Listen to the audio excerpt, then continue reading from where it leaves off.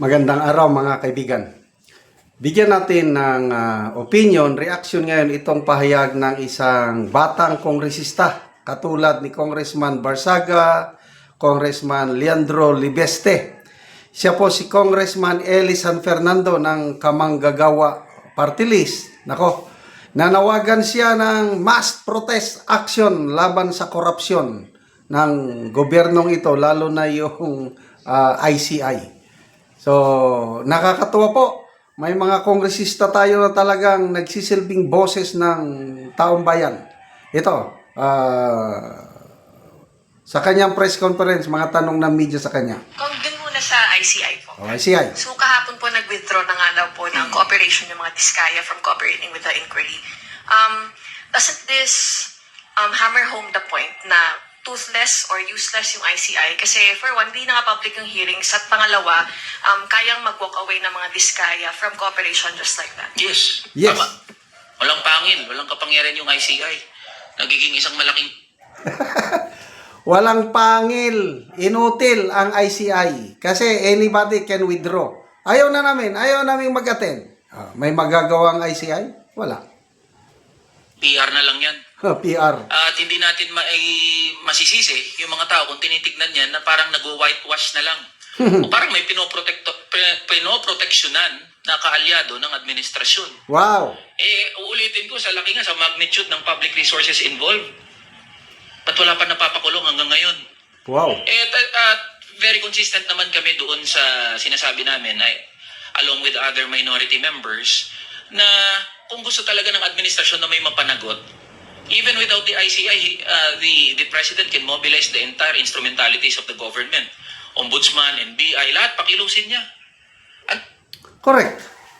Kasi itong ICI, kung ano ang findings niya, pupunta pa rin sa ombudsman eh. Ang ombudsman pa rin ang magsasampa ng kaso. So, duplication lang itong ICI nito.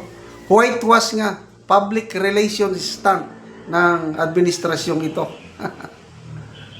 Dami nang po pwedeng tuntungan eh.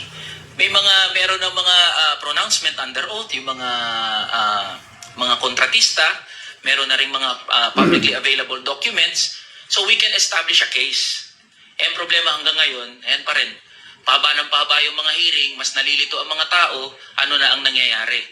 So, tapos sinabi pa ni Claire Castro, spoke sa Claire Castro na humihingi siya ng kahinahunan sa mga Pilipino. Maging kalmado daw. Masisisi po ba natin ang mga Pilipino at mga manggagawa na hindi magiging kalmado kung nakikita nila na itong mga proceedings, especially ng ICI, walang pinatutunguhan?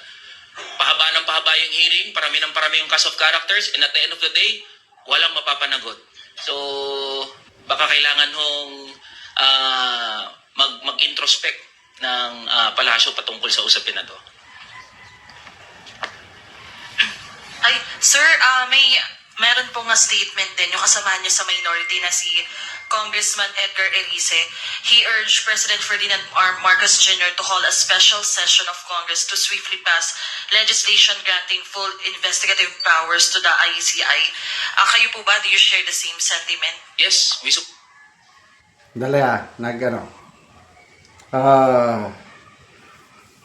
ito pa ang nakakapagtaka, no? For that, kabilang din po ako sa naghahain ng House Bill na nagbibigay ng kapangyarihan sa komisyon, content and subpoena powers.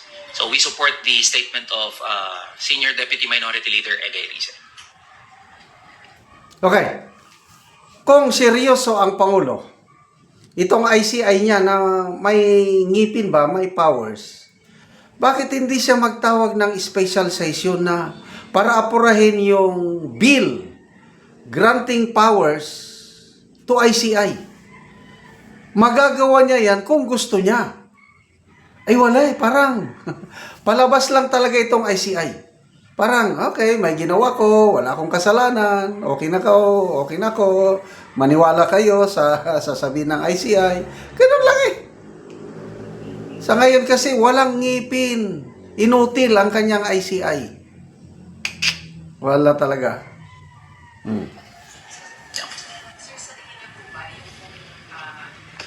niyo po, yun pong pag-refuse ng mag-asawang Discayas na makipag-cooperate sa ICI, mahihikayat din yung ibang witnesses at saka yung iba pa pong mga ipapasabina na tumanggi ring makipag-cooperate sa ICI dahil wala nga pong sapat na kapangyarihan yung ICI. Yes, tama yun. Nagsisend yan ng mensahe doon sa mga sangkot dito sa anomalous and ghost flood control projects na kahit ipatawag sila ng ICI, pwede naman silang tumanggi. So wala nga kapangyarihan, inutil ng ICI. At hindi ko masisisi ang mga manggagawa at ordinaryong Pilipino, and that is my belief, na parang walang kwenta, walang silbi na itong ICI. Hanggat walang nakukulong, hanggat walang napapanagot, even contempt powers, ano na lang yan, lokohan na lang yan.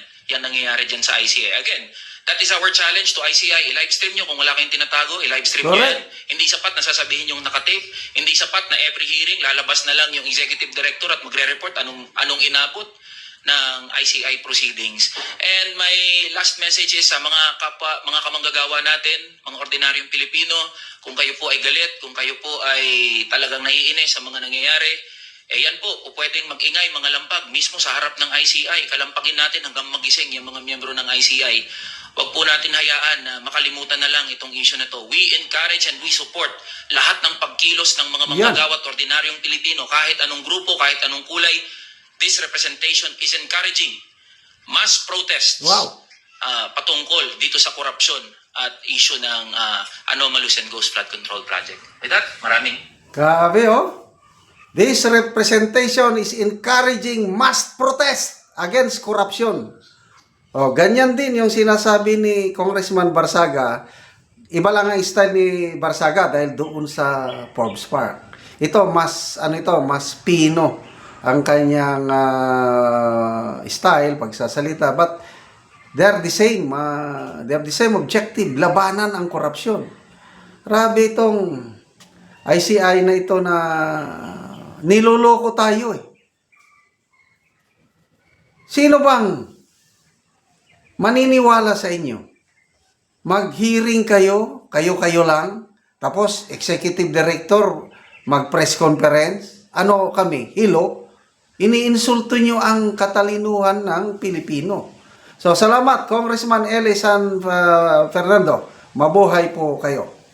Okay, mga kaibigan, salamat sa inyong pagsubaybay sa ating channel. Nakakatulong kayo ng malaki sa tribong Talandig ng Bukidnon dahil ang income natin sa channel na ito is pantulong po sa tribo. Namimigay tayo ngayon ng mga libreng yero at pako sa tribo para makapagpatayo sila ng mas maayos na tahanan. Panoorin nyo ang video na ito. So, mag-atop si Angkol si Ambalay. So, itong na yero.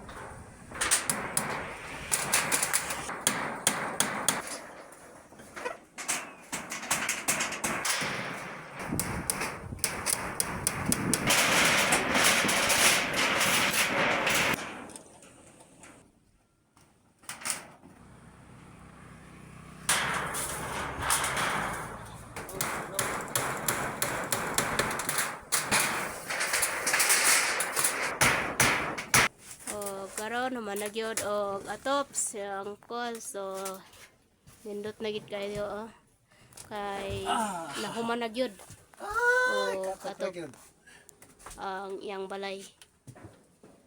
Salamat sa tao nga nag-sponsor nga gitahasan sa atong labaw makagahom ng Ginoo nga dili ko tuluan ni karong panungkato. Oh, so maayo na gid imong atop call. So dili na gid katuluan. Daghang pang mga katuigan na imong mabutan para sa dangdum sa hinabang. Hinaot ko, sir, nga daghang pang imong mahinabangan nga sambang kanako at sa Ginoo. O sige ko, salamat po.